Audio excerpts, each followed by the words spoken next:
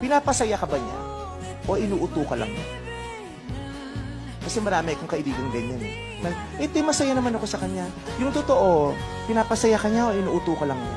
Kailangan maging matalino tayo ha. Kung ano yung pagkakaiba nung yung napapasaya ako o nauuto ako.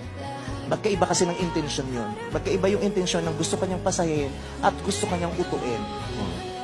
Kung inuuto ka lang niya, tama na. Peace. Pero kung pinapasaya ka niya, go.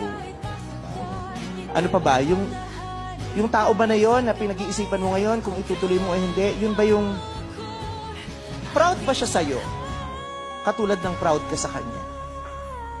Kasi kung hindi siya proud sa'yo, kung di kaya kayang ipagsigawan, kung di kanya kayang ipakilala, kung tinatago ka niya, wag, hindi mo deserve yun. Deserve mo yung ipapakilala ka, ipagmamalaki ka. Why? Because you are worthy. You are enough. You are special.